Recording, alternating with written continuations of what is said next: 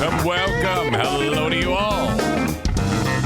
Start again another episode of the Eric Zane Show podcast, a daily show where I discuss news, nonsense, and my personal adventures. Last night, Grand Rapids Gold basketball game. Been a while since I've done a game. A couple of weeks. Sit down courtside and ready to go. And this dude next to me, the one of the scorekeepers, he's like, "Hey, this might be a long night for our boys." I go, "Oh, yeah? What's going on?" "Well, all year we've won 4 games, and they've only lost 4 games. They're out of Stockton, California, the affiliate for the Sacramento Kings. And it isn't often that you can kind of like just look at the players and then just say, oh yeah, we're in trouble." But they got 3 guys that are like 7 feet tall on that team. Now, they can't really, those 7-footers, they're not that effective offensively, but you know, we're vastly undersized compared to these dudes. So our little buddies try to work inside, and these gigantic men just start swinging their arms wildly. It's nearly impossible. So that came back to haunt the boys. In fact, at the end of the game, we were being beaten so badly that the other team had the ball, and their guy dribbled down the court slowly, stopped, and just held onto the ball. I've never seen this in my life, where they just ran out the clock. There was like 35 seconds left, and he just stand there holding onto it. And everyone was just standing there waiting for the time to run out. And then the 24-second shot clock went off. And then he gives the ball to the referee. And the referee hands it to our guy to inbound it. He inbounds it. Our guy stands there and holds it for the rest of the game till the horn goes off. So it was, I don't know, it was like a mercy take a knee, I guess. Oh, bad. Oh, shit. And it's remarkable because we were hanging with them for like the first half. Doing okay. Scrappy. And they weren't that great either. So at the half, it was a reasonably close game. But then these guys just kind of like our guys got like pooped or something or wore out. And you kind of expected that because they just they got tired. They got tired. They had one dude on their team, though. It doesn't matter. I forget who he is. All you need to know is that, do you remember that Chappelle bit? The one where Charlie Murphy is telling the story about the basketball game with Prince and the Revolution. One of the funniest things ever. That's the same, I guess, bit of content similar to like Charlie Murphy and Rick James.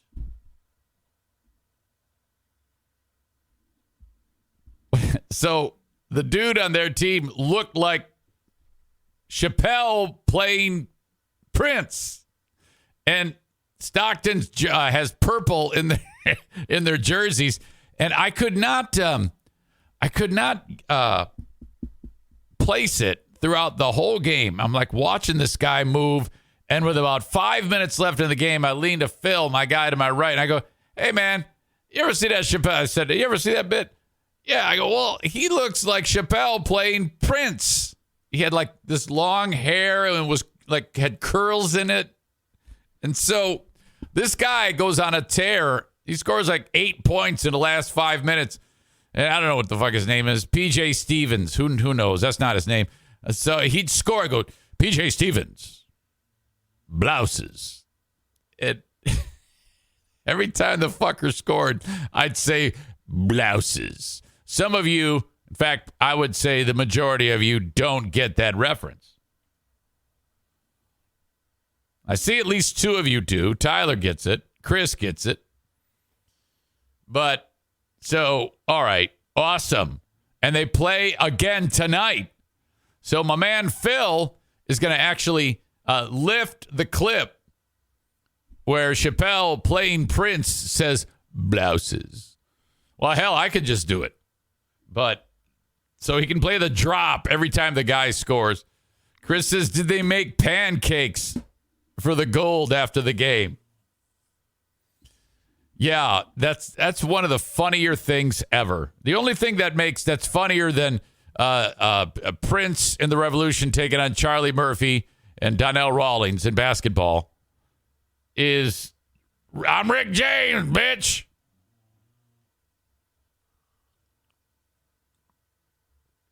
So awesome. Other than that, it was great. I actually love those games. It really is a good time. The kids have a ball. It's affordable. Yes, they lost, but it's an event. It is an event. Welcome to you all. I am so glad you are here. My God, where I live. Holy shit.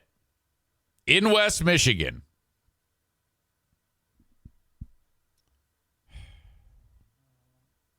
Let me just get to the story. But it's happened again.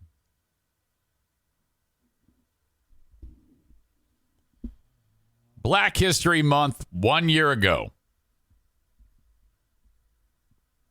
There were numerous examples in the U.S. of people saying, hey, it's Black History Month. And then, for some reason, we cannot be sure what,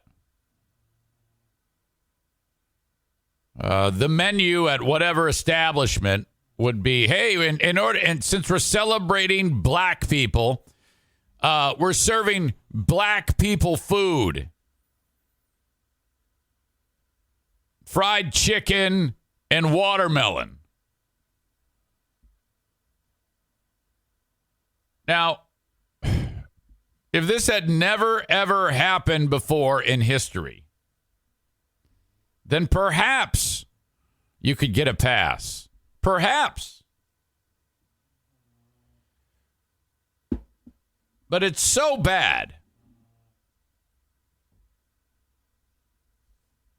I mean, when we were growing up in grade school, when racism was encouraged, that's what we'd say. We'd say, yeah, what are you, eating watermelon? What are you, a black guy?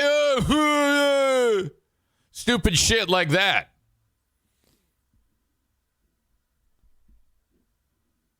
We used to play Smear the Queer in school. And then when we'd all pile on the queer in the game, Smear the Queer, we would yell, N-word pile. And then some of the people that are on the playground, the adults watching, they go, hey, hey, hey.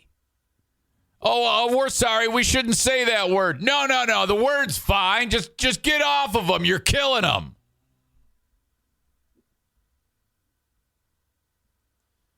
It should be to a point now where food being served for Black History Month and saying, hey, yeah, here's some black people food. We should be smarter than that now.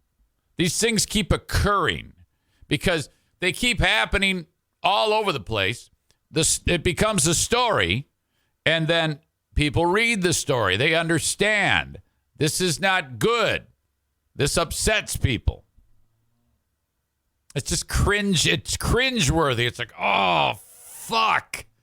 Every moment that we take a step closer towards, all right, no division between white folks and black folks. Someone fucks up and does something like this, and it makes it that much harder. It just prolongs the unity. Unity! You know? Fuck. The local high school, one of the local ones, full of white people. In fact, I don't know if I'm 100% right on this, but I would say Grand Rapids Christian is 99% white people, maybe 100% white people.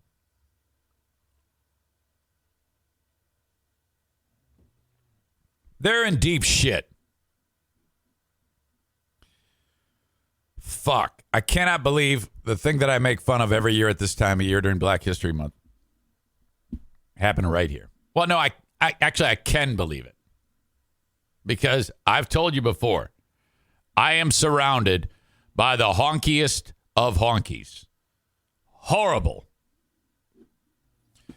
Grand Rapids Christian Schools apologizing for a school lunch yesterday meant to honor Black History Month.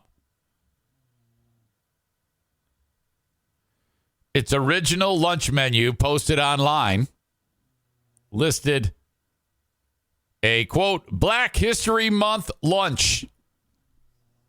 Say it with me now. Fried chicken, collard greens, mac and cheese, cornbread, and banana pudding. The students, who have so much more sense than the school administrators, barked about this to them. Okay, now pause right there. I can't say that school is racist. I can't say that there was any intention to be racist or anything like that. Nothing. I would not go that far. But I will say the level of tone deaf is almost as insulting. What the fuck? How? How can you not be aware of how ridiculous that is? You can't say, yeah, here's food blacks eat. You just can't do it. What the fuck? How is the guy who sits in a room above his garage screaming and yelling and saying nasty words all day long, telling well-educated people that they're fucking morons for putting together a Black History Month honor of fried, eat some, let's celebrate Black History, eat some fried chicken. My God, this has been going on for decades. Remember Fuzzy Zeller, the golfer? He won the, what do you call it? Fucking Tiger Woods won the Masters, or was winning the Masters, like his first time he won it. You know, Tiger was a great story. First 3 rounds, he was like lighting up the world. And it was clear he was going to win the fucking thing. And they go up to Fuzzy Zeller, say, hey, Fuzzy, tough to battle back. What do you think about Tiger Woods? And he goes, yeah, well, I guess because the winner of the Masters the next year gets to pick the meal. Okay? So if he wins the Masters next year, they're going to sit down and have the meal. Well, yeah, I guess next year's meal's going to be fried chicken and watermelon and black-eyed peas. Ugh. Storms off. I mean, fuck me, you asshole.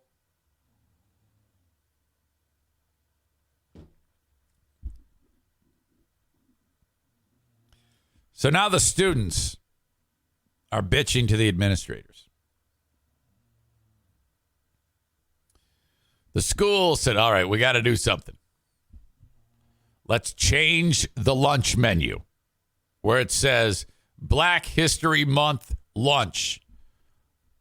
We'll fix this. We're just going to write soul food.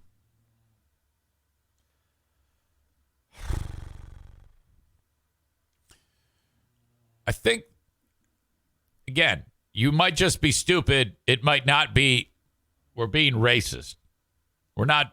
I actually don't believe that they're trying to insult them. They just can't get out of their own way.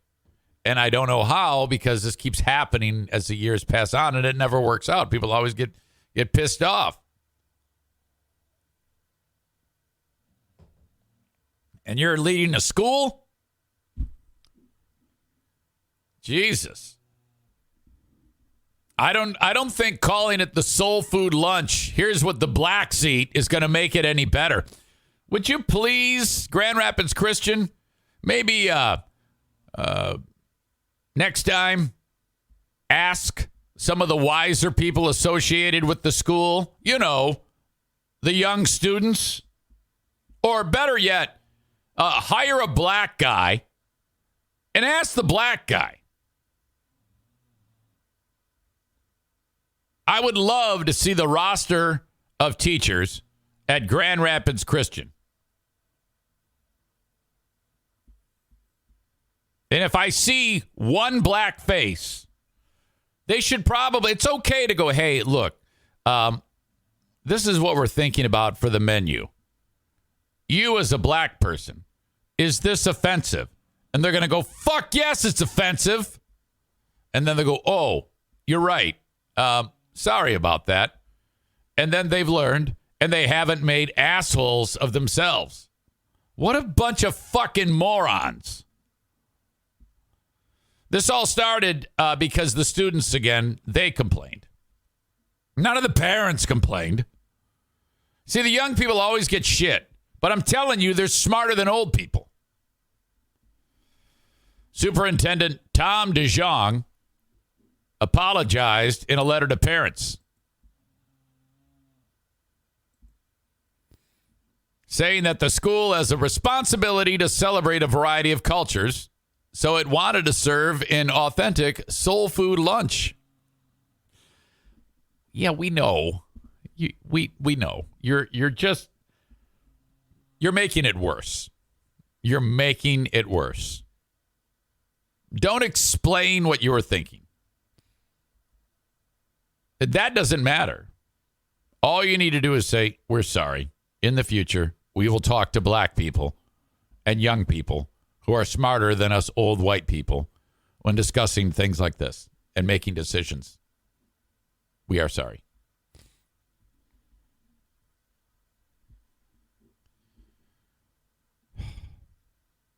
Although the tradition was recently paused during the pandemic due to food service regulations over the recent years, Grand Rapids, this is still the quote, Grand Rapids Christian High School has partnered with a variety of community members to serve an authentic soul food lunch. I guarantee you none of those quote unquote community members are black, DeJong said, in an effort to continue this tradition of celebration. What? Our food service department reached out to an executive chef, Xavier Yamarillo, as a partner for this year's celebration. Who the fuck is Xavier Yamarillo? Let me look that one up.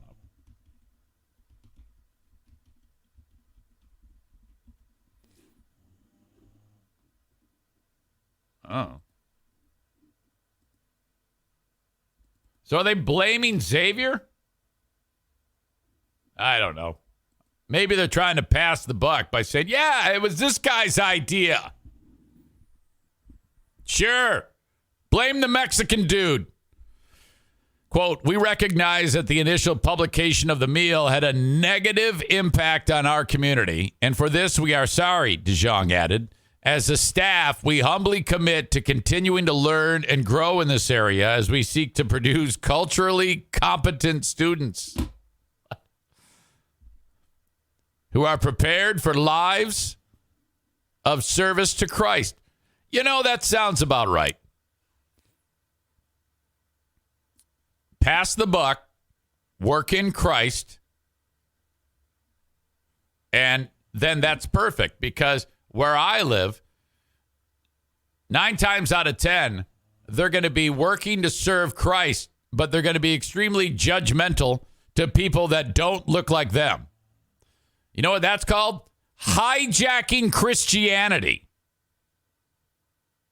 We're Christians, sort of. Come on. We are committed to continuing to meet with and listen to our staff and students as we seek to build and further strengthen an environment that is welcoming to all. Well, you can't serve fried chicken on Black History Month and say, let's honor the black people and give them, and you guys eat fried chicken, and then say that we're service to Christ and we're trying to strengthen an environment that is welcoming to all. Can you imagine if you're a teacher there and you come out as gay? Oh, God, are you fired? I would argue that not welcoming to all. DeJong also said the school wanted to acknowledge and uplift the voices of students. I want to acknowledge and uplift the voices of students who express their concerns, saying it's challenging us as a school community to always be alert. Too little, too late. You should have been alert 2 decades ago. And to intentionally think about and address how all aspects of our community, including menu items, may feed into stereotypes that do not create the sense of inclusiveness, belonging, and culture we espouse to achieve as a Christian school community, he added. Oh boy. Whew. Careful where you send your kids. Fuck me. Let's go back in time to some of your comments. Amanda, this stands out with, it sounds like the menu from Christmas in Hollis. It's Christmas time in Hollis, Queens. Mom's cooking chicken and collard greens. Something, something, something, macaroni and cheese. Yes.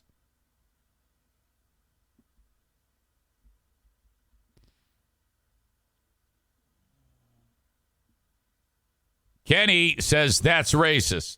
Stevie says, oh, yeah, I saw the story. Yikes. Maureen says, cringeworthy.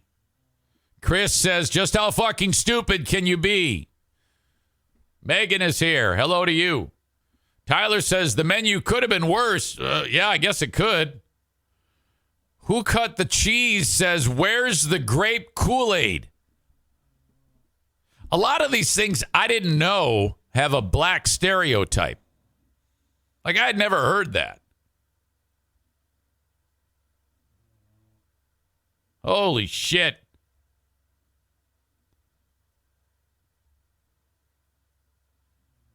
Sam the Jew says, well, I hope you can enjoy do I say latkes, brisket, and lox during Hanukkah. You can even call it Jew food.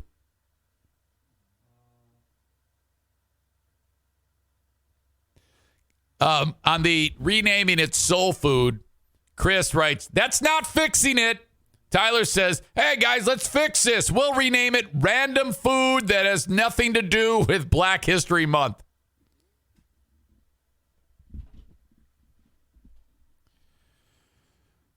Stevie says these educators need to take diversity training like now. I'm surprised at this. Well, I'm not, but it's flabbergasting that of all the people that can read and deduce and scrutinize, they can't understand the problem here.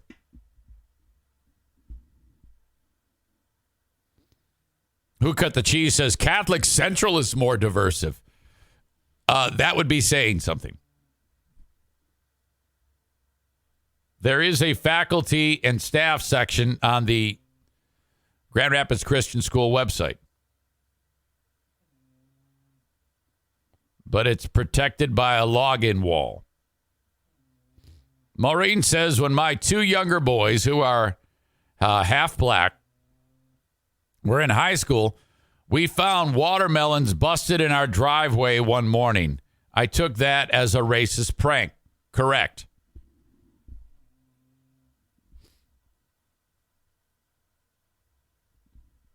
Stevie says, I just checked the school's website. No pictures of the faculty or staff. Mediocrity Made Easy writes, it sounds like the students are already culturally sensitive. Maybe the faculty should work on themselves. Exactly.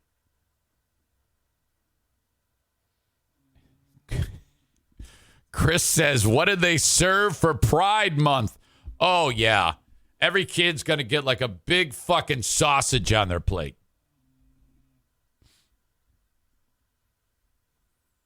Maureen says, didn't the Pope recently say it was okay to be gay? Yeah, you got to be careful with Pope Francis. Take it from me, a Catholic. You're going to get one day he'll say that, and the next day he'll say something opposite. There is some real inconsistencies. People hear what they want to hear when it comes to the Catholics, but make no mistake. Your old pal Eric Zane is in a real conundrum right now with his beloved Catholic Church. That is, in fact, keeping him from going. And it has to do with that exact thing.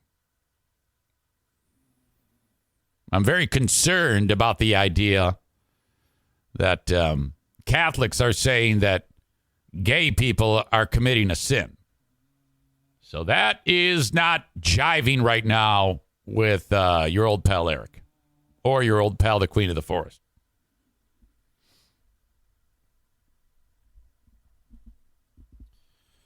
All right.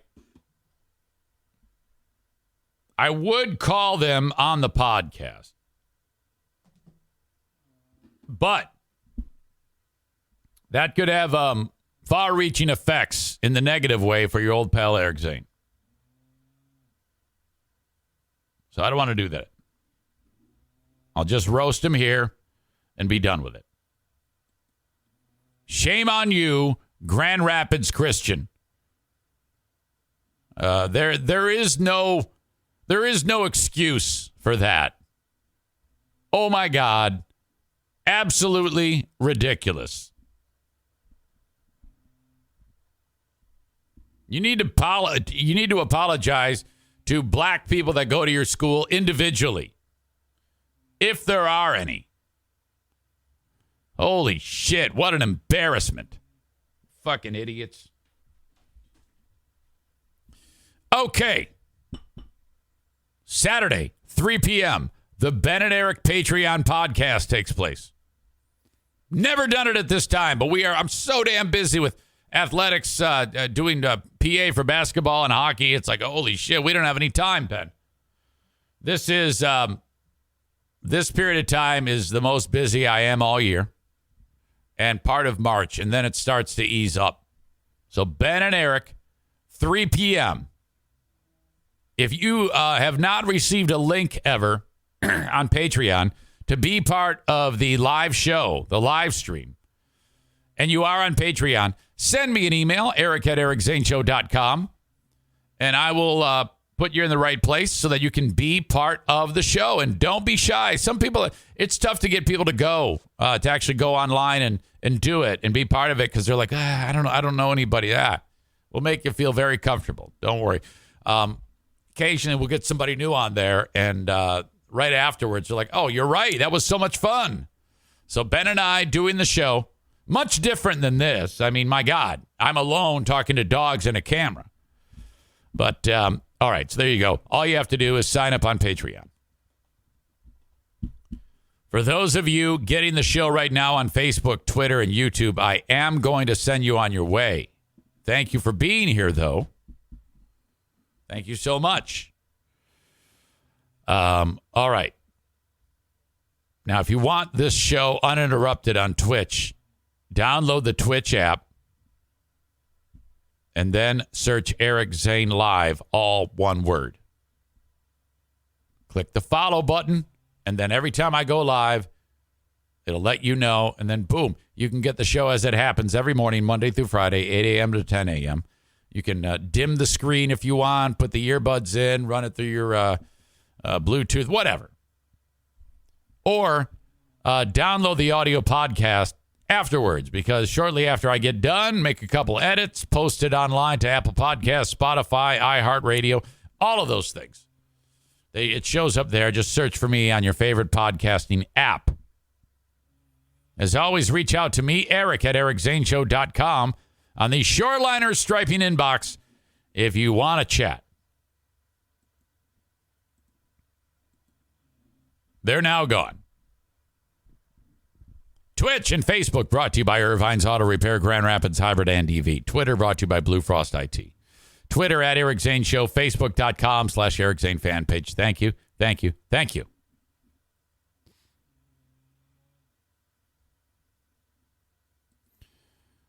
A little bit more on the hilarious Ben and Jen memes.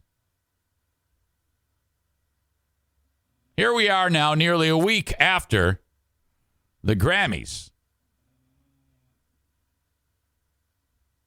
It started to bubble under about how the face that Ben Affleck was making.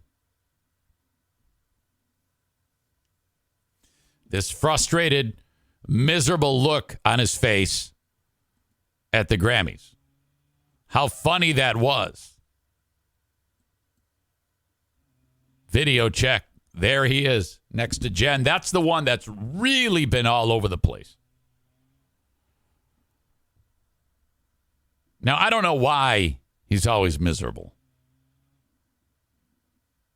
It might be that he's in a setting where everybody's drinking and having a good time. I know that when I first got on the wagon, those were not places I would want to be. You find yourself bored, and you're frustrated because you are so bored, and you're annoyed because everybody seems to be having fun. For some reason, add alcohol, and everything is more fun, without a doubt. Without a doubt. Stone cold sober in a room full of people drinking is the worst. Over time, I was able to actually hunker down and force myself to have fun. Because while everyone is more stupid when they're drinking, I can make myself amazingly more stupid than I already am without drinking. It took a lot of practice, like years worth of time, before I was actually able to let my guard down and, basically lower my education level to that of like a sixth grader. That's what you have to do. You actually have to power down to be stupid and have fun. I've mastered it because I master everything. You know that, including being humble. People like Kyler, though, who's not as powerful as I am, says this is why I'll never go sober again. So this poor son of a bitch, all he wants to do is party. But he can't. He's in this marriage with this devastatingly high maintenance lady. His first love. And he's realizing, fuck, man, this sucks. All I can do is smoke cigarettes and look pissed. And it's true.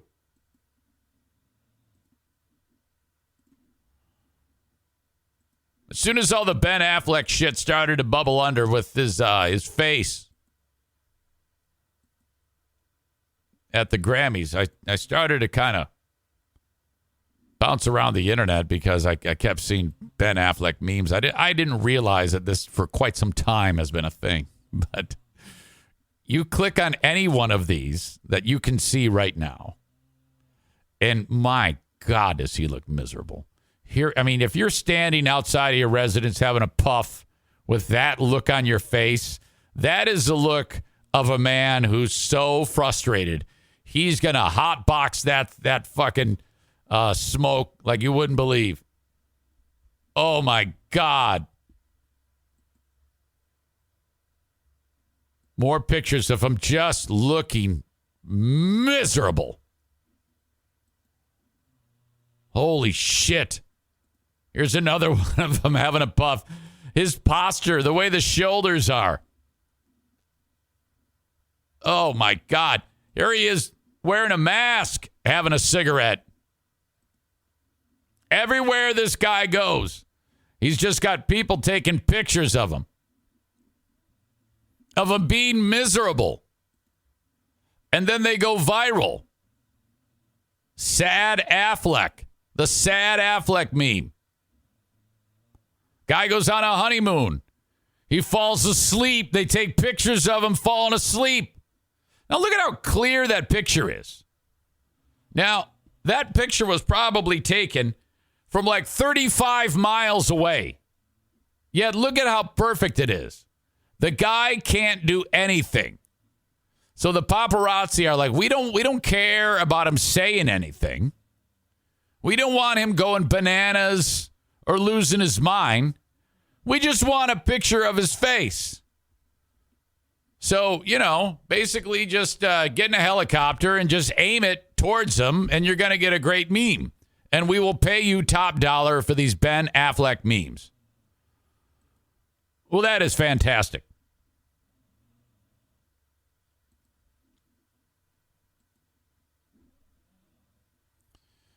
Now, I guess at the Grammys, there was a seat filler sitting next to these two.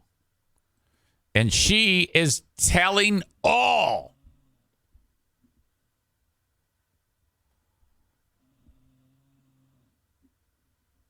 Kyle writes, I think that's his normal face, looking like shit.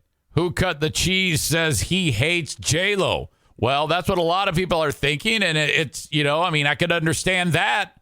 He's so frustrated. If that's the case,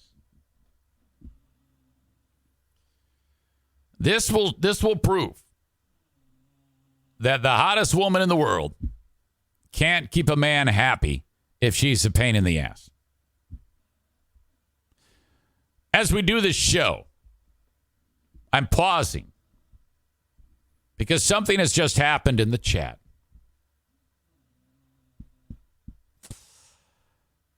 Similar to, we were talking earlier about teaching. Longtime listener, amazing supporter, Kent dropped the E out of you. Has seen and heard virtually everything I've said. And over time, I have expressed on the show. If you're aware of news and you want to talk about it, I'm already well aware. I'm saving stories. But if you just come into the chat and blurt out breaking news, why would you do that? As far as I know, this is not the Kent drop the E at a U show. No. It's the Eric Zane show. And I sit down for about an hour before the show goes live, and I write. I write what I want to talk about. I read the stories. I establish my point of view. I figure out just a rough sketch of what I want to do and how I want to execute it. Your job is to enjoy it and have a good time. Maybe throw in some jokes. Have some fun. What you're doing right now is the equivalent of a group of people, not big, sitting around, having a conversation, and then you sprinting into the group saying, hey, I just got here. Did you talk about this thing? And we'd all be looking at each other like, wow, Okay. In the virtual world, this just took place. It just took place.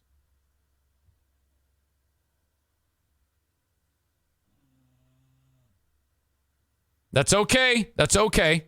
Because that's a very rare thing and you're excited. You're very excited. I will be getting to that story coming up. The word of the day is chill. Easy. Easy, cheetah.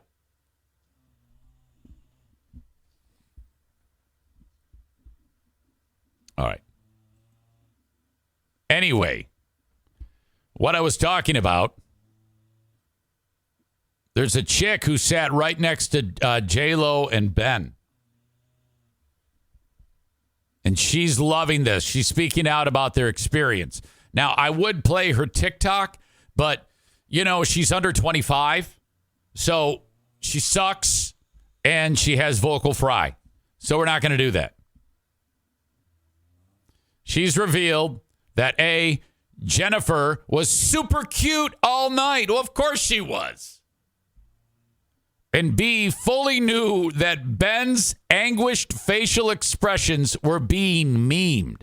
So it's not like they're there and then, because like 1 minute after people saw Affleck's face, it started to immediately trend. It wasn't like the night ended and then hours later, he's made aware. No. They're sitting there. She sees it and goes, "Look, honey, this is you. Look what they're doing again." Oh, thank you, internet. Now, if you're J-Lo, you're a fucking idiot. Why would you do that to him? He's fucking white knuckling it every step of the way. His health is on the line. Why do you like to make this man miserable? You're torturing him. Oh, my God. She actually showed the phone. J-Lo showed Ben Affleck the phone and was like, "Oh, my God, honey, look at this meme circulating about you." The seat filler actually heard her say those words, and he was like, "Oh, God, this again." The seat filler, who goes by Almost Anna on TikTok, explained like he knew minutes after that he was a meme. Like he knew, and he also chose just not to change his expression. Well, he probably kept the expression because his fucking idiot wife is making it worse. You don't have to tell him that then. That's why when Trevor Noah was doing the bit, which sucked, she goes, "Look motivated." She actually said, the lip reader said, she goes, "Look motivated." Who tells their husband to look motivated? Motivated for what? Why would you tell him to look motivated? And what is your face when you're motivated? Is it a big smile? It depends on what you're motivated to do. You can't just say look motivated. Look motivated about blank. The big game. Job search. Sobriety. Hunger. Sex. Happiness. I don't know. Telling him to look motivated doesn't do anything. How about smile?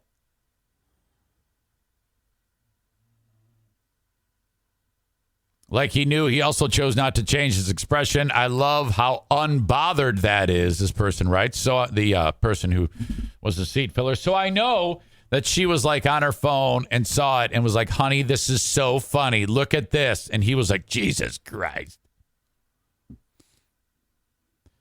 She did say that J-Lo and Ben were super lovey-dovey. Like their hands were always intertwined. Like, I don't know how to describe it, but they just were. So it wasn't like, "Oh my God, this is going to lead to divorce." They were cute. Give it time, man.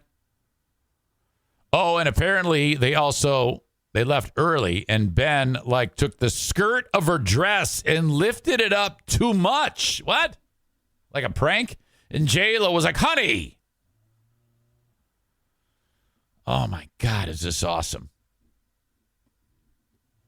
They left early. That poor guy.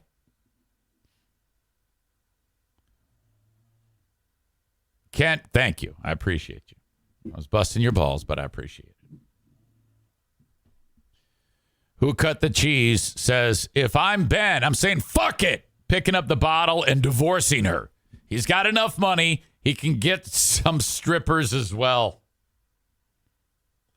I think he's trying to save his life, you know?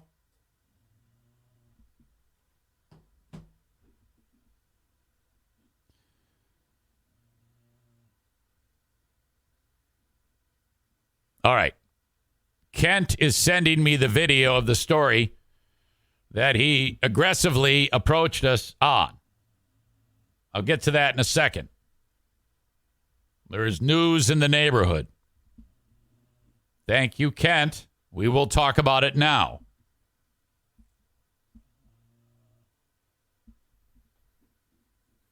Kenny writes, LOL, amateurs. Maureen says, I can relate. I got a warning once, very early after I started listening. Have to bite my tongue sometimes. If you have a story in your brain, more than likely I will talk about it. If I don't, send it. Send it on an email. That's all you got to do. But thank you. Thank you. Thank you. Thank you. Considering be motivated, Lil Ray writes, motivated to eat dat ass. Or, quote, Kenny writes, look motivated like when I told you I wanted to get back together. Jesus. Beating booze is tough. 50% of people who try it fail. It's not easy. Some just fail and say, fuck it. I'm going to stop trying. Everyone's different. No judging from me. All right. Sign up on Patreon if you want more podcasting. patreon.com/Eric Zane. I'd love to have you join me on Patreon. $5 or $10 a month. Thank you. More podcasting, including the Lost Zane recordings, the Insane Asylum, Ben and Eric Patreon podcast. Who are these Zanes?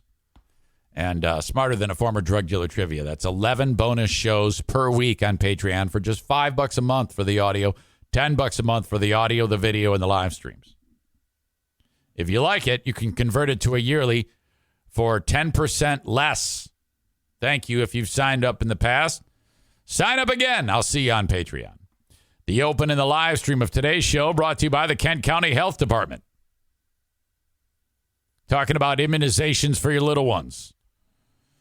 If your kids are in the school system and they do not have the immunization for measles, mumps, rubella, whooping cough, pertussis, meningitis, what are you doing?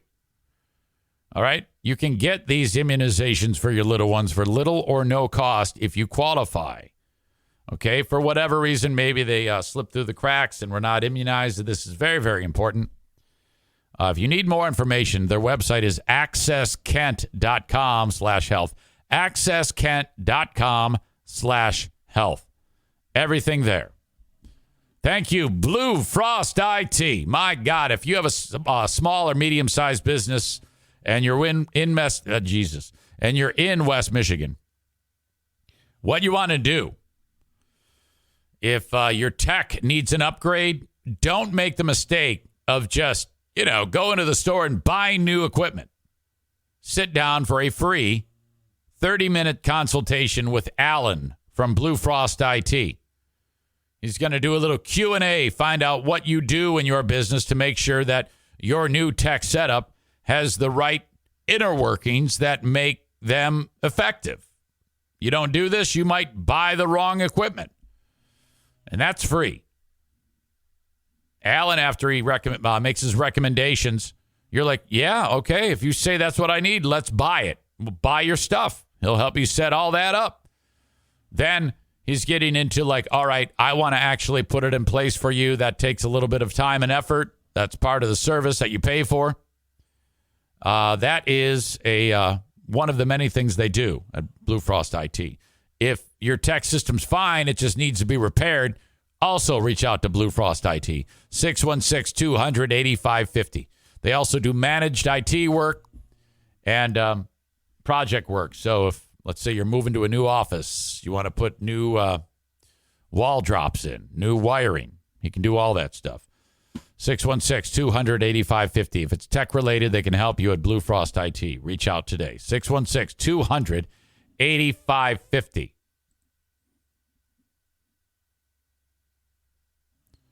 All right. I'm waiting on the email from Kent. Something went down in the neighborhood. Something that doesn't happen in Hudsonville, Jenison, at all.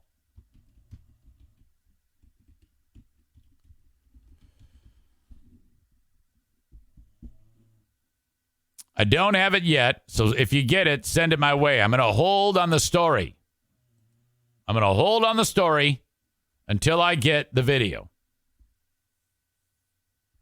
Eric at ericzaneshow.com. I have to go potty. All right? Hang on right there. I'm making a doctor's appointment today. My bladder always feels full. It always feels like I barely go pee. I have to get up numerous times in the night. And my flow is low. Something is amiss down there. So I am calling the doctor today. I'm not happy about this, but I'm sure it's fine. I'll take care of it. I know you guys like Eric Zane. Don't you dare mess around with that. No problem. Okay, now the story that Kent was excited about, and you know what? I saw the video when I was going pee, and it is, I can understand why he was excitable. So he gets a pass because he also sent me the video, and that's huge. This is incredible. But I can't do it right this second because I've got a guest joining me.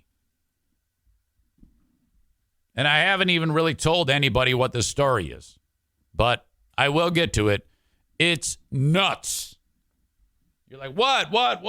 The only people who are aware are the people that were on Twitch. So no big deal.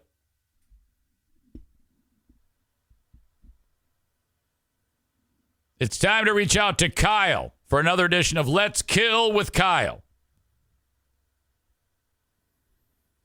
Every week at about this time, I like to get him on the phone.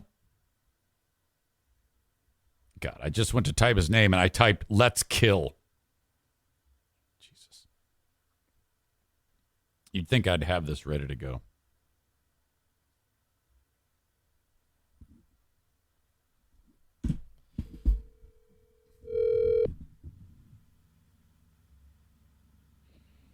Hey, Zane, my dude. Kyle, how are you, buddy? I'm chilling, dude, like always. You on the road right now? Yeah, I'm driving in the rain, baby. At least it ain't snow. Yeah, it's gonna be it's a complete washout for the day. Yeah, dude.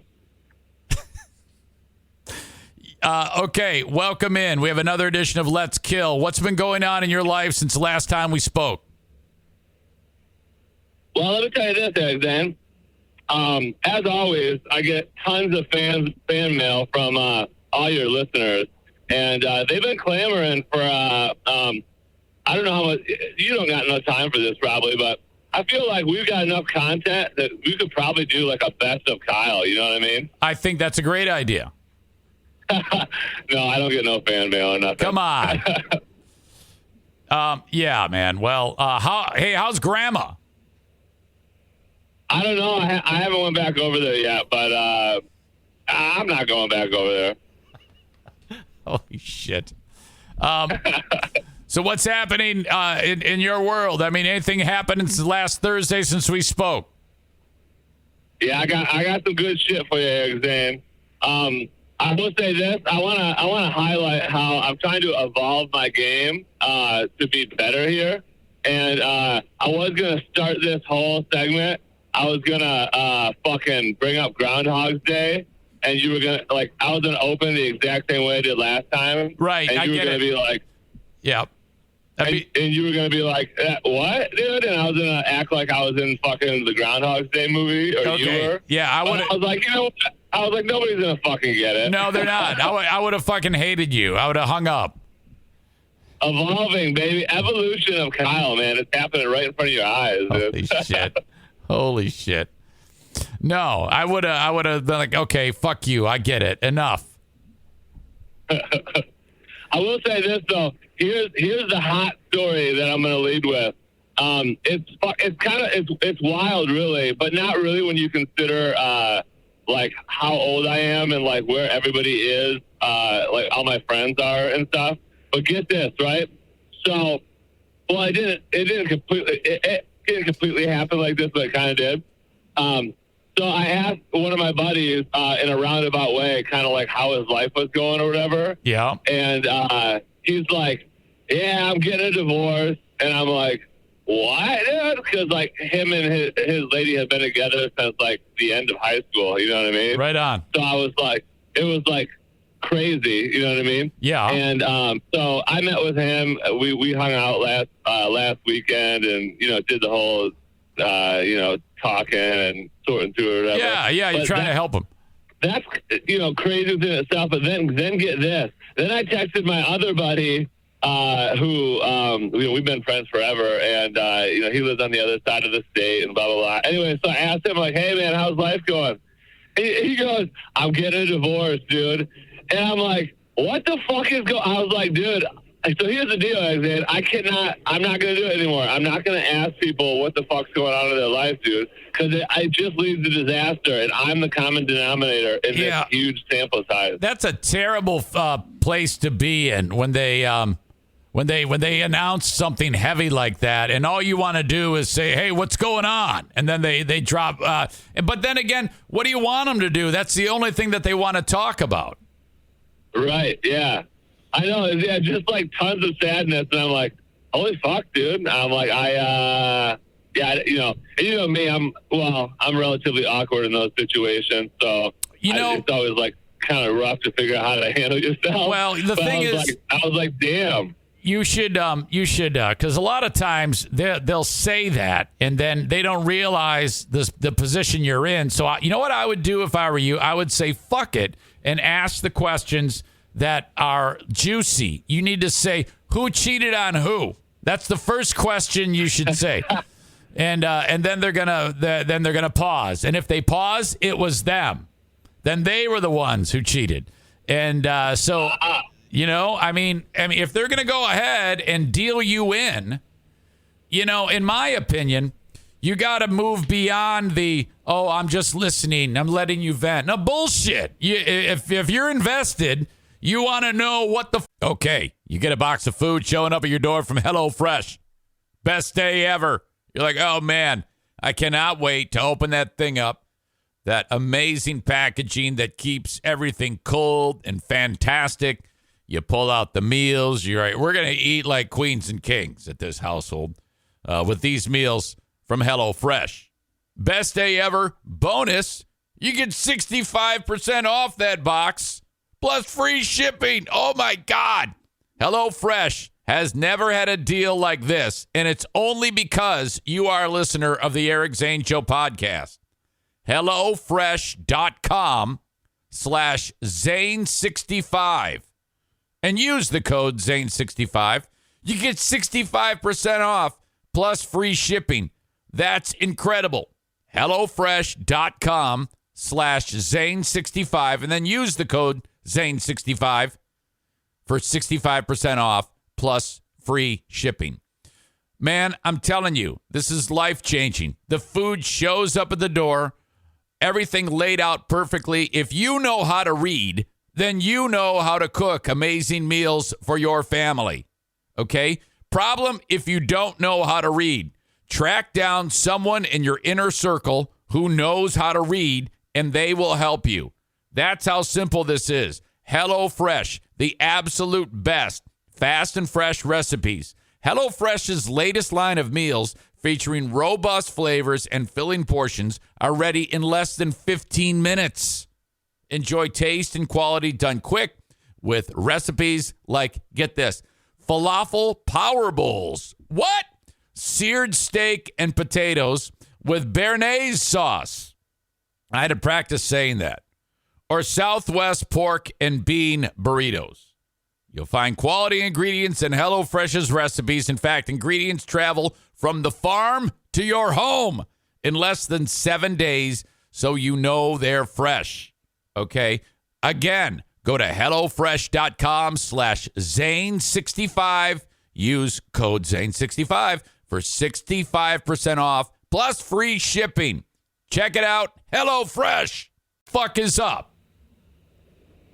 Right, I know. And of course, I mean, I'm not gonna ask those questions. Well, I would in round one or whatever. Oh. Yeah, man, I was like, what the fuck? So, anyways, I made a joke to the second dude. I was like, nope, dude. I was like, at my funeral, I was like, people are gonna get up there and be like, yeah, Kyle, they're gonna say some shit. I said they're gonna, he never fucking. He never asked how my life was going, which is kind of weird. Right. And I'm gonna have to pop out of that casket and be like, listen, guys, I don't got a lot of fucking time here, but 2023 was the year, dude. I stopped fucking asking people. Mind your own business. Yeah, absolutely. And and this is good though, because as your kids consume your time and your wife consumes your time, fuck your friends. They're all gonna go away anyway. It doesn't fucking matter. So. Yeah, you're right, because, I can count on one hand my friends, and because I'm so fucking busy. Chicks have friends. Guys don't have friends. Fuck all your friends. I know. Seriously, I know. It's funny, too, because the first guy, we were hanging out, and I was like, hey, have you got a chance to hang out with some buds and, shoot the shit about this? And he was like, he's like, I don't really have really too many friends, of course. I mean, he has three kids. So, exactly. Yeah. Right. And I'm like, yeah, dude, it is true. He was like, yeah, all the friends I hung out with, when we were kids, like they all kind of turned into drug addicts. And he was like, I couldn't really be a part of that scene. And I'm like, I know, dude, it's true. I was like, especially for me, like my childhood, like my parents just went to work and came home and just hung out, and like they didn't have any friends. So that's what I'm used to. So I'm the same way, dude. I just fucking go home. Friends are overrated, and I don't need too many friends. Fuck that, I mean, I've got a real short list. I'll take the dogs and my hand. That's all the friends I need. I know. It's funny too, because it's like anybody. Well, your friends. Well, maybe not you, I guess, at this point in your life, but like any of my friends that don't have kids, like I always feel bad. Like, yeah, I'm like, they just don't get it. You know what I mean? Like, well, they don't get it. Like, but I was like, when they have the kids, they're gonna fucking get it, and then we'll be able to come full circle. Yeah, because your friends are what, in their mid-30s? Yeah. And they don't have a wife or kids. They're a lost cause. It's fucked up, because if they do end up getting married, they're going to be one of those guys who has a kid at like 48 years old. It's going to be all fucked up. Yeah. You're doing it right. I couldn't imagine it. I was listening to fucking the radio the other day, and they were talking about just people that are super old and have kids. Yeah. I heard that Clint Eastwood had a kid when he was like 88. That is sick. And I'm like, why? Like, why would you? I mean, if I'm 88, dude, like I mentioned to you, I think a couple weeks back, I'm like, I'm just popping the pills and being a crazy fucking old guy, dude. Like, you couldn't trust me to watch a kid at that point. I would be so concerned if I was a woman getting pregnant with his sperm, because the sperm is all derpy and stupid. It's going to make a child that has every birth defect on the planet when it comes flying out of her. I know. I know. It's like, at some point, I mean, I know motility or whatever you call it becomes an issue when you get older. I'm like, But yeah, you'd think the quality, like, does the sperm, is it also 88 years old in terms of like what it has inside of it? You know what I mean? I know that the hormones that are made by the testes that created are 88 years old. So fucking, you got to wonder what the hell you're getting. I mean, Jesus. I know. But yeah, anyway, so that was the hot story of Kyle's week, which is I'm a fucking grim reaper of hope, dude. No, yeah, it's true. It's true. But you know what's also interesting is how many of the people that you know over time get a divorce because a lot of the my wife usually leads the charge on friends, okay? So her girlfriends kind of, they're my friends too because she was friends with them first, you know? But most of those people are divorced. And, you know, when I moved here, they were all married, and now they're all divorced, and it's fucking nuts, man. I know. It's a wild time to pull the trigger on the old married. Yeah. Now, how long you been married again? It's only been a year, right? Yeah, a little less than a year, yeah. Okay. This is critical. Just keep your head down and just say yes every time. But for the love for the love of God, don't get mad. I know. That's all you got to do.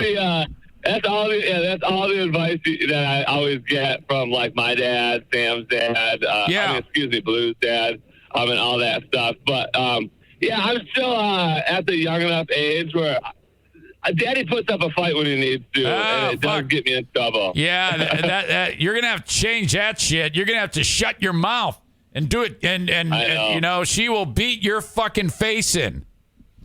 I know, and it does happen too. And women are they're masters of the old argument. Well, this is nothing new. Everyone who's listening knows exactly what I'm talking about. But it is almost surprising where if I do stand my ground or contribute to an argument, or God forbid I start an argument, it'll be like 10 minutes later, and I'm like, am I losing this right now? Like, am I losing? What the fuck's going on? Yeah. Oh man, that took a long time to get through my brain. And by the way, I saw your wife first face to face for the first time at the hockey game. She looks like the happiest, sweetest, most adorable, beautiful woman on the planet. I love her. She was just holding Jameson. I was like, look at you. You look so fantastic. And you tell her I said that. I'm a big fan. Oh, I will, absolutely. I know the funny part is, too, here's another, I guess, juicy story that is, I'm going roundabout, but it makes sense. That's all right. So my mom has, and I mentioned this before, I think, she has MS, so she has to take, like, a bunch of different meds all the time, and doctors, they, like, make up, well, I'm sure there's research behind it or whatever, but, like, they like in today's age, they just kind of like make up diseases and stuff and then prescribe you meds for it. So she's had MS since the 90s or whatever. But like within the past couple of years, they're like, oh yeah, you've got this new disease called central pain syndrome, which is like you're just in pain or whatever. And they're like, so we got to prescribe you all these meds to deal with that on top of your MS meds. But these meds are going to make you a little sad, so we're going to have to give you antidepressant meds. Oh, God. But because of those ones, we're going to have to give you these other meds. Long story short, my mom believes it, and she takes all these meds. So she gets out, like at nighttime, she gets like overly tired, right? Okay. So she was hanging out with my dad that last weekend maybe, or whatever day it was, and she like woke up. They were sleeping on the couch, and she woke up before she woke up. And then, walked into a chair potentially and broke her foot. Oh. And so, my Blue was over there yesterday, kind of hanging out with her because she got surgery yesterday morning. And so she was over there hanging out with her, taking care of her, whatever. And then Blue told me that she was telling my mom, she was like, you know, you raised a good son. You know, he's a great husband for me, and you know, he takes care of me, and he's like all this nice stuff. And I'm like, hell yeah. I was like, no, you don't say none of that stuff to me in person, but I like that you're saying it to other people. Oh, yeah. It's always going to be that way. And yeah.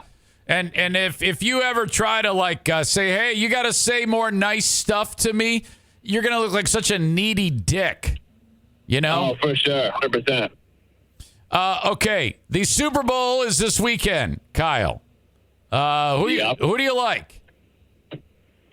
Who's fucking playing? The Chiefs and the Eagles? Chiefs and the Eagles. Dude, I think the NFL script writers got a pretty good Super Bowl going on because I was looking at a comparison chart and they both have the same records. They both score about the same amount of points. Yep. They both about give up the same amount of points. So I think it'll be a relatively pretty good Super Bowl. Okay. But I will say the Chiefs have the experience. I mean, they've been to 2 or 3 in the past 5 years or whatever. Yep. So I bet the Chiefs will win it. Okay. Now, here's what's interesting.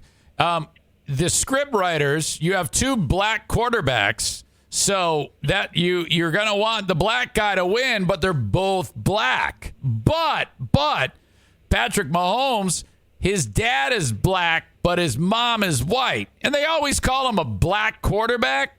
But can't they call him a white quarterback too? That's a solid question that you probably can't ask around in certain groups of people without getting your ass I think they need to is the term mulatto still used? I think it is. I think that hasn't yet become a bad word. What? I never heard it. What is it just a mix Yeah, a person who is mulatto has one parent black, one parent white. Okay?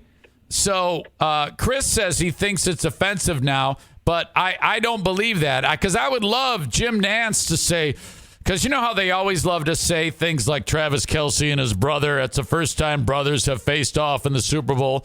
And then they would also add, this is the first time 2 black quarterbacks have led their teams. I want to hear, this is the first time a black has taken on a mulatto in the Super Bowl.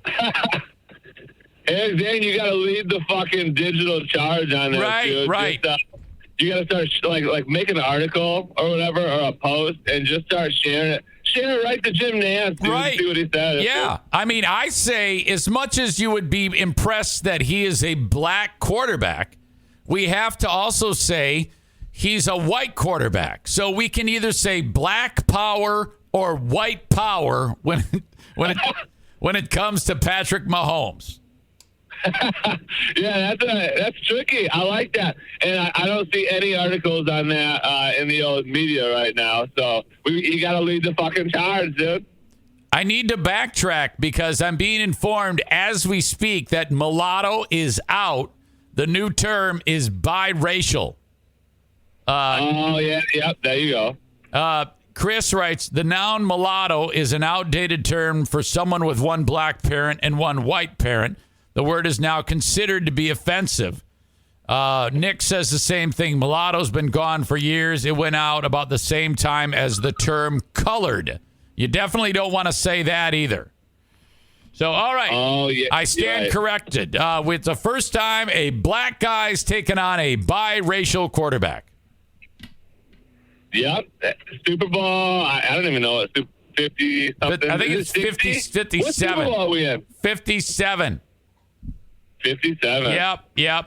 Uh-huh. Yep. So, all right. Either way, it's going to be great. I always love the Super Bowl. Rihanna's performing at halftime. She might be one of the hottest chicks on the planet.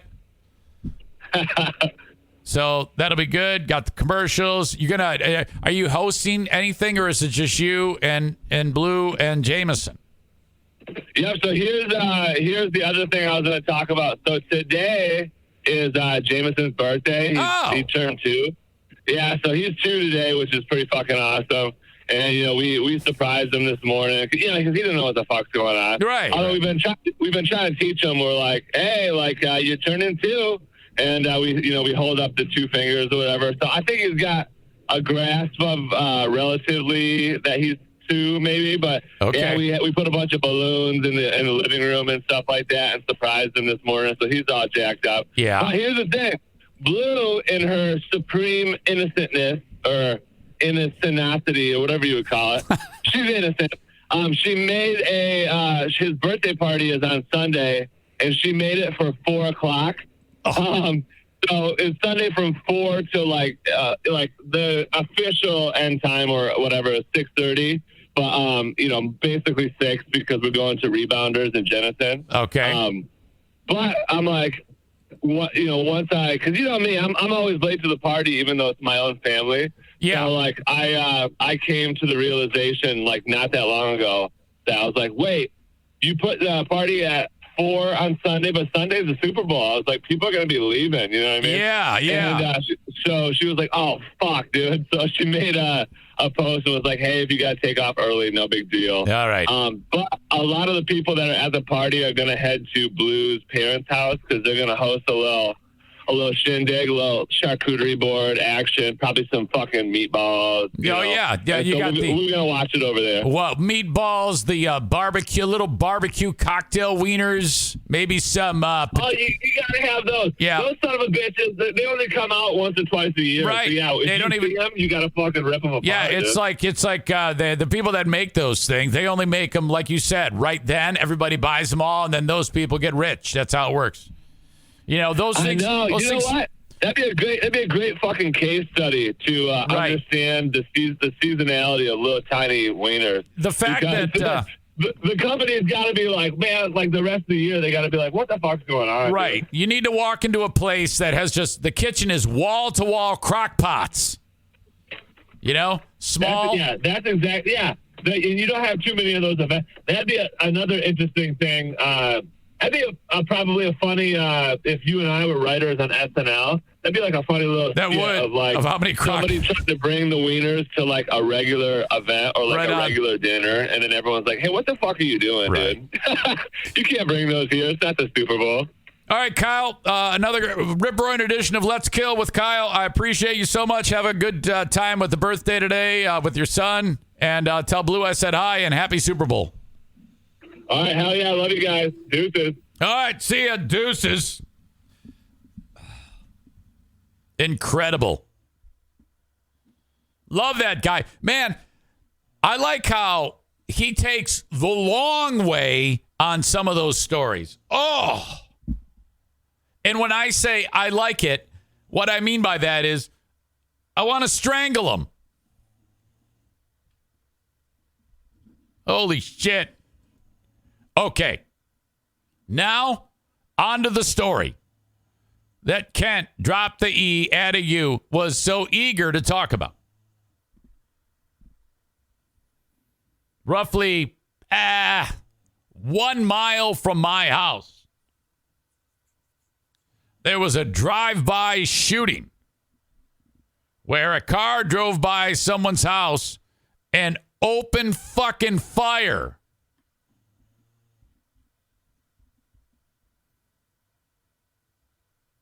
Deputies are investigating this drive-by shooting. Did not injure anyone, though. Happened at 9 p.m. in the area of blah, blah, blah, and blah, blah, blah. The home was hit several times by gunfire. No one was hurt. Deputies said they found several shell casings.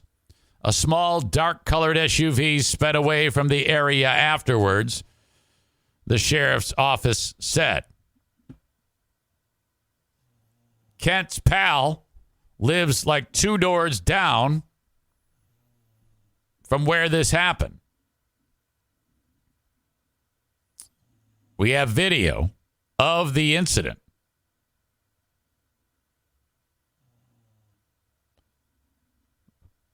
Ryan writes, shit.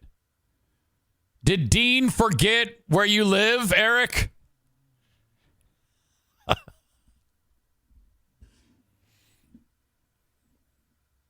Audio check. Video check. Microphone check. Okay. Obviously from someone's house camera there, aimed towards the street. You can hear the car coming. Now it's going to pass in front of this driveway. And then on the right side of the screen, a couple doors down, you'll see the muzzle flashes.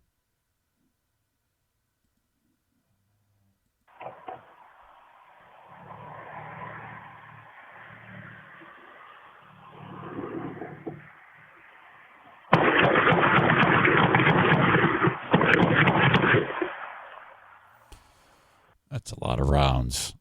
That is scary fucking shit. Looking at, I'm frame by frame, see if I can get, definitely an SUV.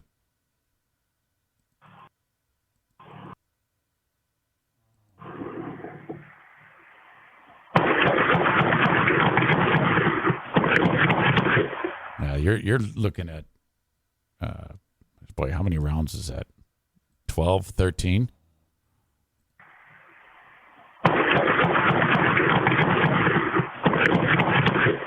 Yeah, at least 12. Holy shit. Man.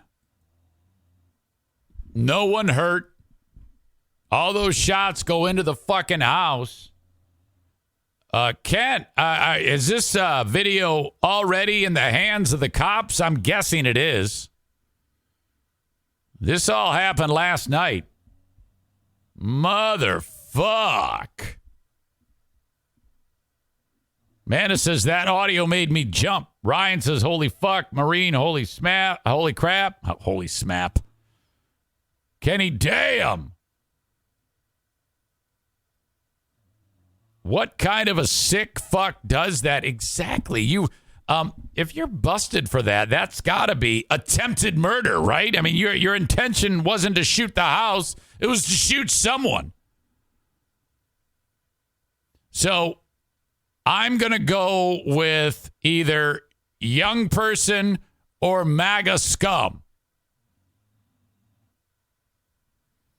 I'm guessing I'm going to go with young person. I'm going to run with that one. Okay? So, you're talking to the people in the home, and the question is, who do you know? Who do you know that has a problem with you? I guess it could also be liberal scum. Maybe it's someone who's maybe it's someone who's maybe the homeowner has something to do with Ottawa Impact. You don't know. Wow. Whoever did this is going to get caught. They're going to get caught. Because you look at the time that it happened, and people forget about this. If we have video at the exact time, according to the ring cam, and I'm sure that they can figure that out. There's a timestamp that's on it. They then know what time exactly this happened. So then they can go ahead and the amount of time it takes them to get out onto the main thoroughfare or whatever into a spot that has higher resolution cameras, they can very easily track for several miles any vehicle that could fit that description and actually see the cars that are in the area. And then you're narrowing your scope of search. You're actually getting more vivid descriptions of the vehicles. Whoever did this shit is going to get caught. My God, is that bad? Thank you, Kent. I appreciate that. All right.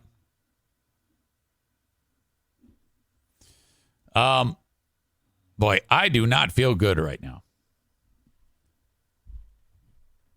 Today is, as soon as I get done with this, I am calling the doctor.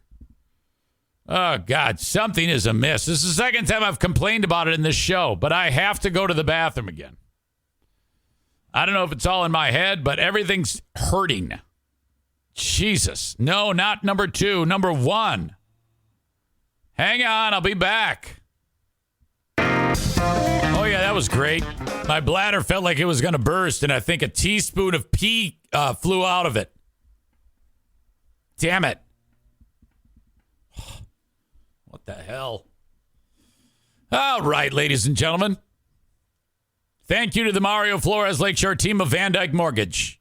You can find them 231-332-6505. That's the number you call to put you on the right track to getting the correct mortgage for you. Now, let us just put this scenario in front of you. You've been paying rent. You're not sure if you could get a mortgage. Okay. By the way, I just heard, so there was a commercial with John Cena saying that if you pay rent, that improves your credit score now or some shit. I was like, what? Anyway, you get a hold of Mario. He's like, yeah, okay, your credit's not the best. You're kind of new to this game. This is your first mortgage. You're going to get a higher interest loan because the banks don't trust you. What? Yeah, but I can get you a loan. I can get you into a house. Right now, the mortgage rates are high. I'm going to get you in 8.2, 7.9. That's kind of shitty. 30-year fixed. You get pre-approved. You make a bid. You get the house. You move in. It's yours. 15 months later, you've paid on time. Interest rates have gone down. Yeah, I can get you into a 30-year fixed for 7.3. Or we can go to a 15-year for 5. These are all options. And the reason why it comes up is because they want to make sure at the Mario Flores Lakeshore team of Van Dyke Mortgage that you come back as a customer again, because they know that it isn't just the one. I mean, big deal. You got one customer alone. You want them to come back for more work like that. So they want to make sure that they do their diligence and do a fantastic job for you. Any state in the United States can take advantage of this with the exception of Alaska, Maine, Hawaii, and South Carolina. Call Mario when you need the loan. First mortgage, 10th mortgage, refi, getting money out of your house for credit card bills, whatever. 231-332-6505 for the Mario Flores Lakeshore team of Van Dyke Mortgage. Hello to Joe Martinez. That's right.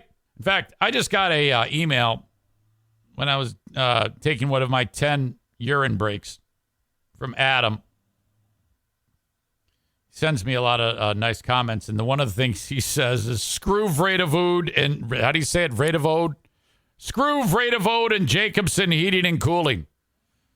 He's a fan of you, Joe Martinez, at A&E Heating and Cooling. 616-516-8579. HVAC King of West Michigan. I love his story. When I first met Joe, well, I knew him actually at the hockey games because he would go to the auctions and do his thing. And it was just him working out of a one van. Since then, we've worked very hard to spread the word, and he's worked very hard putting the best service out there for people. And the word has gotten around. He's been able to increase his customer base because he has more employees out in the field, more equipment, more vans, more trucks. A&E Heating and Cooling. He employs his entire family. It's a family affair, man. He's got daughters. He's got son-in-laws. He's got his wife. He's got grandkids that are like on the ads on TV. It's a total family affair. A&E Heating and Cooling. 616-516-8579. Call those folks whenever anything goes south. All right, I want to get into the thing about the guy in Texas, the kid, 25-year-old dude. Who, I mean, when it comes to a 25-year-old criminal, I guess there are like worse things you can be. You can be whatever. Any type of criminal activity is worse than what this guy did. Talking about the guy, he's actually 24, who stole the monkeys from the zoo.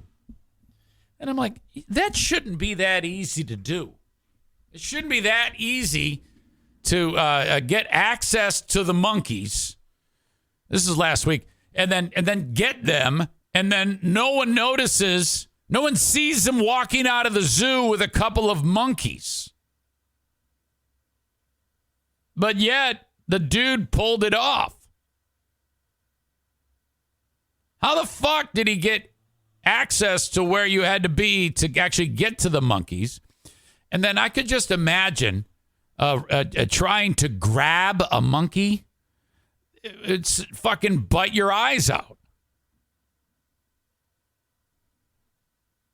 And then they found out that the dude who stole the monkeys, he also compromised the enclosures for other animals that then wandered out of the enclosures. I think one was some type of big cat, and the other one was, I don't know, a fucking polar bear. Who knows?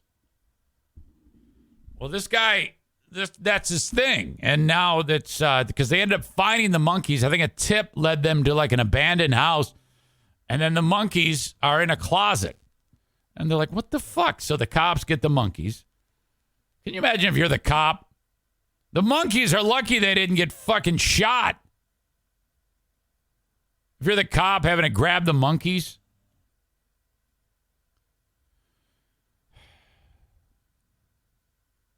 He's telling police now, he's admitted it. He took them, after he got them, he took them on a train ride. So he shows up into the light rail system in Dallas with 2 monkeys. Now, I don't know if he was as bold to just be holding them while he's on the train or if they're in a bag. And then, you know, I mean, they're going to be making a hell of a racket if you're on a fucking train with a bag full of monkeys. So no doubt there's video somewhere of this, you know? Davion Irvin has indicated he loves animals and that if he is released from jail, he will steal more.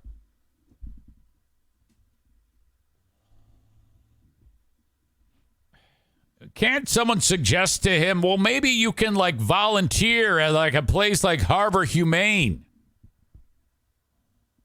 I don't think you're doing the animals any favors if you open up the fucking Black Panther enclosure and it wanders onto the street and then someone shoots it dead. Remember what happened to Harambe? That big ape? I forget the scenario there. Was he... My mind tells me there was a kid in the enclosure. How did that one go down? Yeah. Yeah. It was a kid. Like the little kid fell in the moat. Right? This is a kid right here. He fell in the moat, and then Harambe, I think, picked him up and was like loving him or something like that.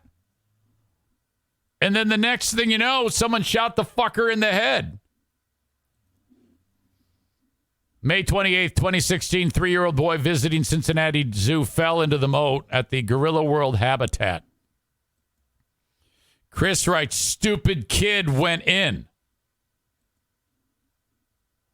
Witnesses said they heard the child say he wanted to go into the gorilla enclosure. Well, there you go. He didn't fall in. Well, he did, but he shouldn't have been. Where the fuck are his parents? The boy then climbed a 3-foot-tall fence, crawled through 4 feet of bushes, and then fell 15 feet into the moat of shallow water. Zoo officials immediately signaled the 3 gorillas in the habitat to return inside. 2 females did so. However, the inquisitive Harambe, a 440-pound silverback, climbed down into the moat to investigate the child splashing in the water. Over the next 10 minutes, Harambe became increasingly agitated and disoriented by screams of onlookers. He carried the child through the water, occasionally propping him up when he sat or pushing him down when he stood. Harambe exhibited what's known as strutting behavior, walking around with legs and arms stiffly extended to appear bigger. A bluffing move. That's what Zaniacs do around food. Though one with inherent danger, it's a bluffing move, though one with inherent danger should he throw or drag the boy around too roughly. Harambe then carried the boy up a ladder out of the moat onto dry land. Afraid for the boy's welfare, zoo officials made the decision to kill Harambe. doing so with a single rifle shot. Cincinnati firefighters said the boy was between Harambe's legs when the shot was fired. Oh, fuck me. Harambe was killed one day after his 17th birthday. The boy was given a trauma assessment and transported to Cincinnati Children's Hospital Medical Center. His injuries were non-life-threatening. So that kid is now 10. I need a follow-up story. I said follow-up story. I need a follow-up story on the kid, you know? I mean, talk about a kid that authorities certainly are going to keep some surveillance on him. That type of incident, it's probably right then made him into a school shooter. I would be very concerned about this 3-year-old, well, now 10-year-old, going forward after that. What do you remember? That's, fuck me. What a terrible story.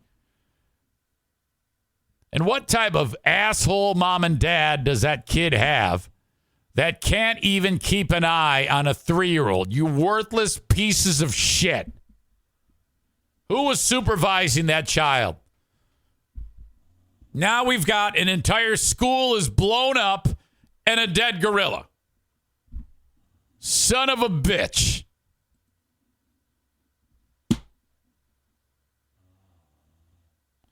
Maureen says animals always suffer from the acts of stupid humans. Oh, it's true. That's like the fucking moron who feeds a bear or something like that. Next thing you know, the bear is empowered. Oh, I can just go around people. I'm not scared of them. And then boom, next thing you know, the bear's fucking dead. The cubs are like, oh shit, I killed my mom, you fucking asshole.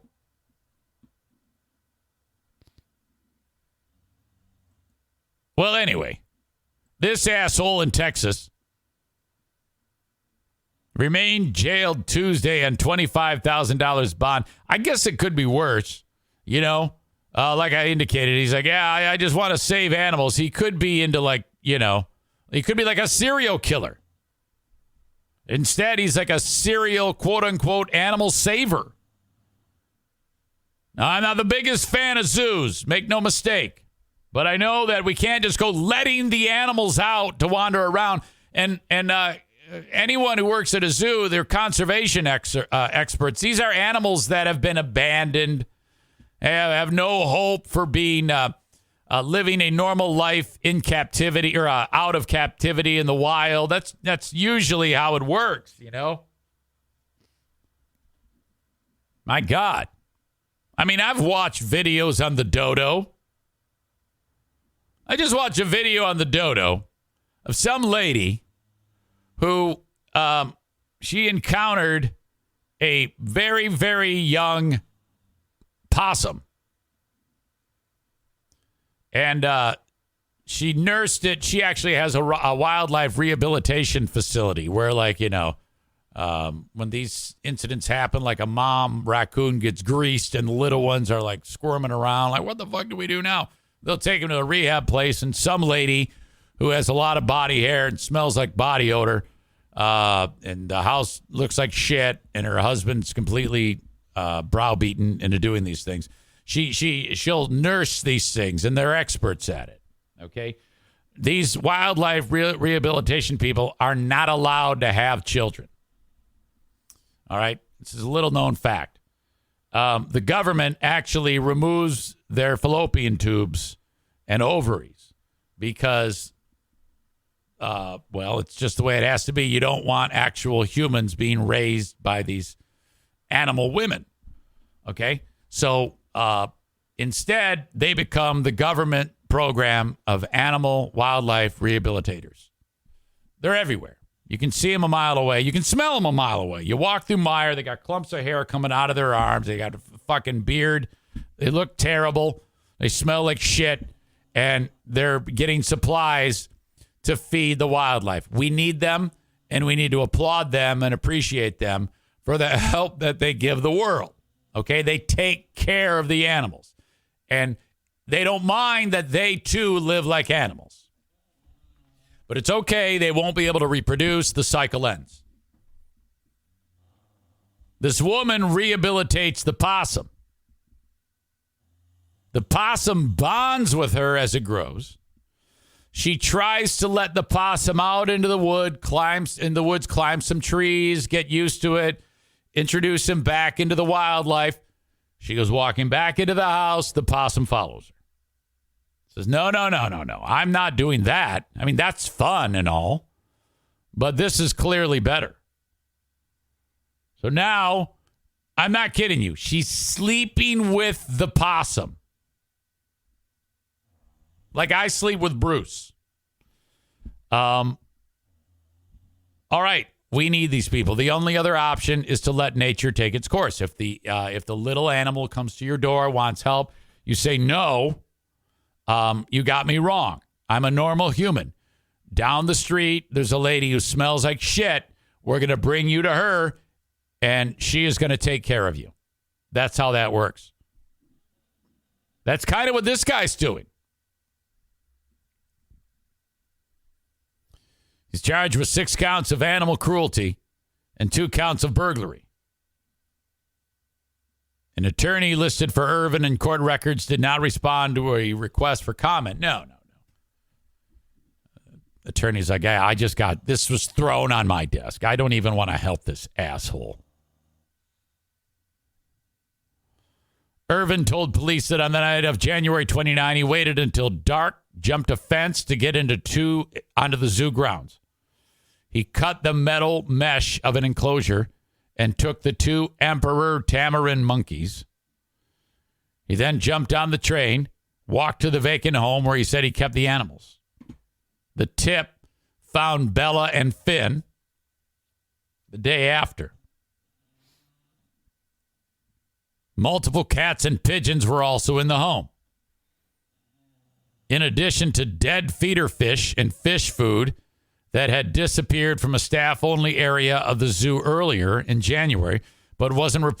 So some guy comes to feed the fish, the feeder fish, that they probably throw to the penguins or some shit. And the guy's like, who took the fucking fish food? And who took the fucking fish?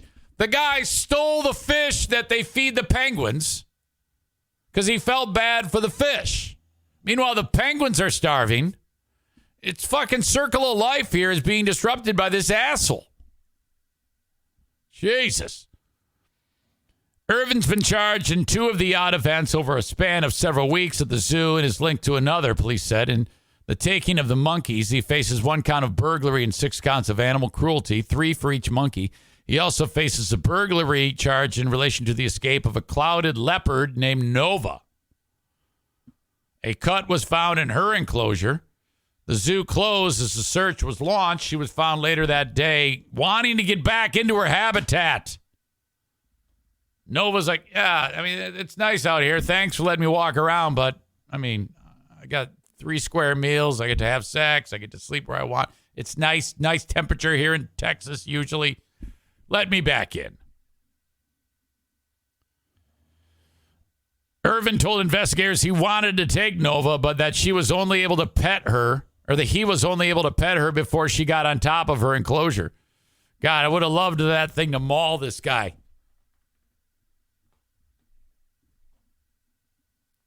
Wow. In the days leading up to the monkey theft, a man had been raising suspicions at the zoo, asking questions not only about moving and caring for such monkeys, but also about the clouded leopard that had escaped. They also see him entering staff buildings. Hey, what are you doing in there? After the monkeys were discovered missing, cops released a photo. And they're like, yep, we knew it, this asshole. The tip came from a caller who said multiple attendees of a church recognized the dude from the images as someone who frequented a vacant home owned by the church. My God, these fucking lunatics. All right, I don't know. Rehabilitate the dude. Let him work at a wildlife preserve or something like that. Make a great Disney movie down the road. My God.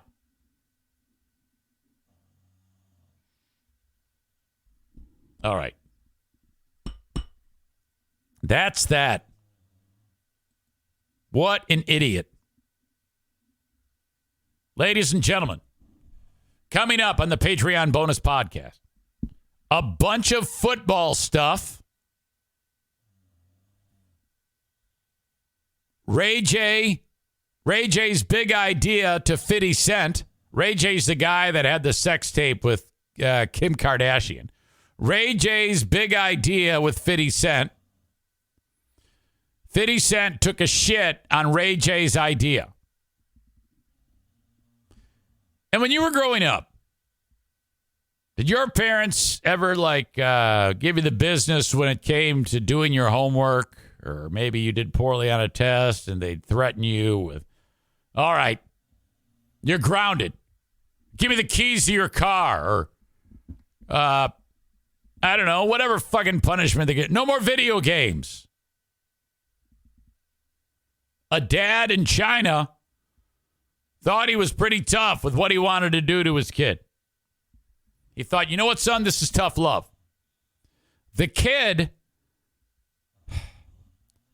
was so inept in gym class that there was some test that they took. I don't know if it was half physical and maybe you write down some of it, whatever. He scored 18 out of 100. The dad was fed up with that. And he's like, I don't know what the fuck is wrong with you. I gotta lower the boom. I gotta punish you.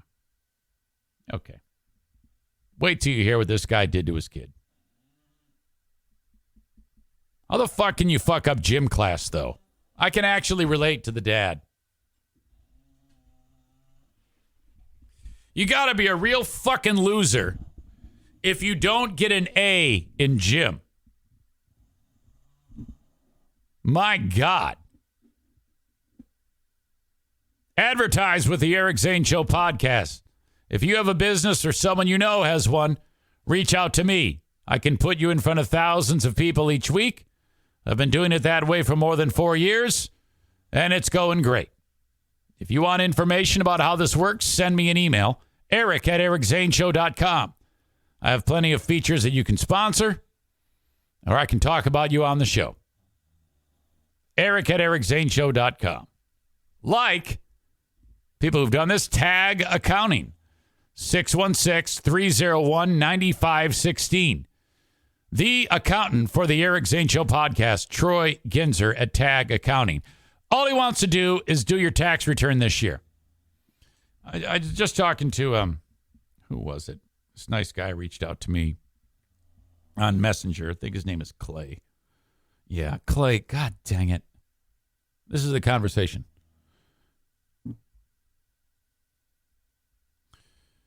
He had a question for Dear Meathead. Should I continue to let my mother-in-law do my taxes or should I go to a professional? I said you should have a professional do it. Mainly my sponsor, Tag Accounting. He says, I figured you'd say that. He says, my mother-in-law used to do it for a living. She runs 2 businesses, so she's not the worst possible person. But she just does it on TurboTax. And I'm pretty sure she doesn't keep abreast with all the tax law code that Tag probably does. I said, yep, ditch it. I said, basically, she's plugging numbers into a program. You can do that. He says, well, yeah. He says, but this doesn't cost $100, and I don't have to do it, though. I said, maybe so. But you may very well be leaving money on the table. So in a sense, you're not paying that $100, but you're not getting back much more. Okay? This is not negotiable. What are you doing? Your mother-in-law doesn't even want to do this shit anyway. She probably doesn't even like you because you assume everything. Good God, Clay, get it together. Call Tag Accounting, 616-301-9516. My advice, quit being a dumb fuck and call Tag, 616-301-9516. Yeah, this time of year, all you see is marketing for accounting firms and TurboTax and this, that, and the other. And at Tag Accounting, Their slogan is, don't be a dumb fuck. Call TAG 616-301-9516. Christina's going to pick it up. Say my name. Eric Zane sent me. I want Troy to do my taxes. Boom. You're done. That's all you got to do. When it comes to getting your car repaired, I want you to call upon Irvine's Auto Repair, Grand Rapids Hybrid, and EV. That's a mouthful. I had to work to be able to say that quickly. Irvine's Auto Repair, Grand Rapids Hybrid, and EV.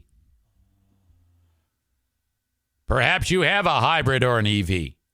Do not take it back to the dealership. Because odds are, if it's dire enough of an issue, they will call Irvine's to get it repaired.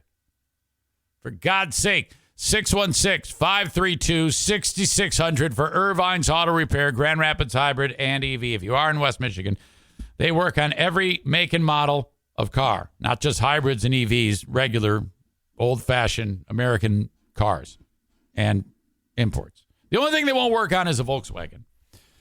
They are a side street called Stafford, on a side street called Stafford, just a few blocks east of 131 along 44th. Longtime supporters of the show, Irvine's Auto Repair, Grand Rapids Hybrid, and EV.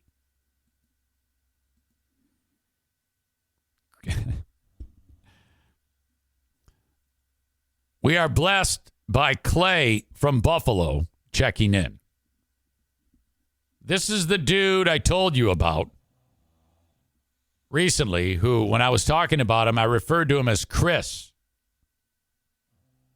This is the dude who found out about me, not from on the radio, but Free Beer and Hot Wings are on in Buffalo, New York.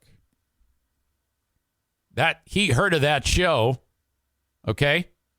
His name is Clay, but I accidentally called him Chris. He heard on that show because he subscribes to the Free Beer and Hot Wings show subreddit about this guy, Eric Zane.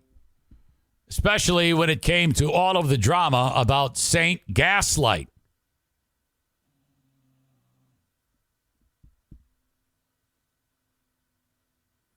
Once that happened, he saw my name being mentioned, poked around, found us right here. Here we are.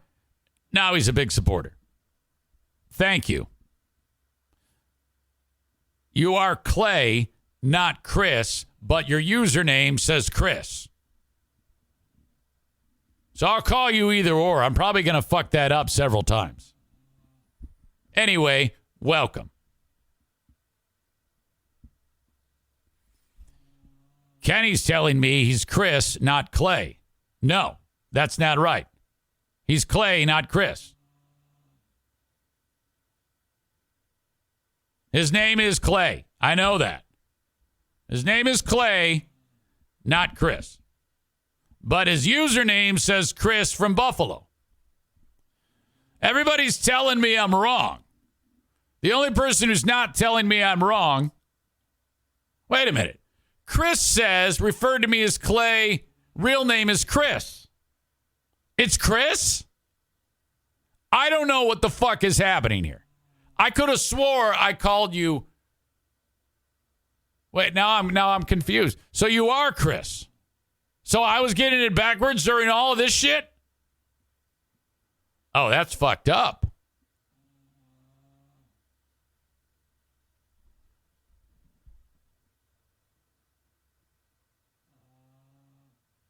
I'm thoroughly confused. I'm going to call you Chris now. Son of a bitch. This is so frustrating to me. You know what happened to me the other day? I was over at Bosco's Pub. And Jason Bennett is there. Now, don't confuse him with Jacob Bennett from Bennett Flooring Installation. All right? A week ago, while he's there, though, I introduced him to Doug. But I said, Doug, this is Jacob. It's not Jacob. It's Jason. Time passes. He says, I introduced him again, or I called him Jay. I say, all right, Jacob. He goes, my name's Jason. And I went, oh, fucking shit. I told you that story last week. Tuesday, he comes in to eat. He's having a drink. I go, what's up, Jason? He goes, it's Jacob. I go, what? He says, you called me Jason. It's Jacob. I go, no, it's not. It's Jason. No, you're getting it backwards. So I'm like, as soon as I get that notion in my head, I start to self-doubt because I have done this 1 billion times before. So he lets me twist a little bit for about 1 minute. And then he said, it's Jason. So I'm like, fuck, man. Yeah, fucking don't do that to me. Jesus. So frustrating. Well, Chris, did you hear me? I went, Chris. Thank you. I can't believe that. So bad. Amy says Eric's just going to have to call everyone, hey, pal, or hey, buddy. Yesterday at the Y, this dude's on the on one of the machines. I go, hey, man. Hey. Now I've forgotten this guy's name before. And then I got it back, but I lost it again. So I'm like, what's up, Chief? He goes, hey, Eric, how are you? I go, not bad, buckaroo. So anyway, what do you think about this, Eric? Oh, yeah, not bad, guy. Oh, fucking man. Yeah.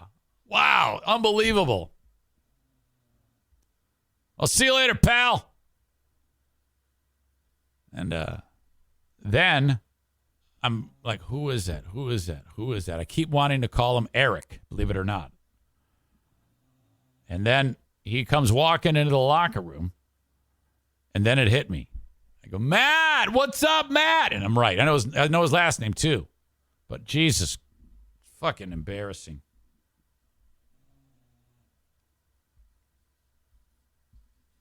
Your asshole of the day. I'll see if you guys can predict what I'm writing down. Go ahead.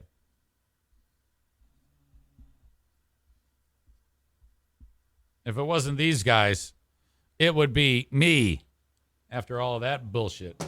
Brought to you by TC Paintball. Yeah, you nailed it. Grand Rapids Christian, assholes of the day.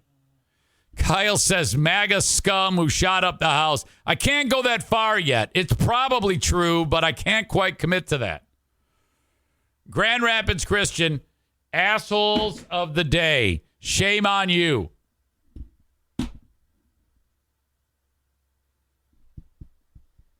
That is going to do it for this version of the Eric Zane Show podcast. While I'm saving the audio, I will be calling the doctor. Something is wrong with my penis area. Ladies and gentlemen, for Daisy, for O'Neill on the floor, for Bruce over there in the chair, the NFK, Queen of the Forest, and you. Talk to you down the road, folks. See you on Patreon.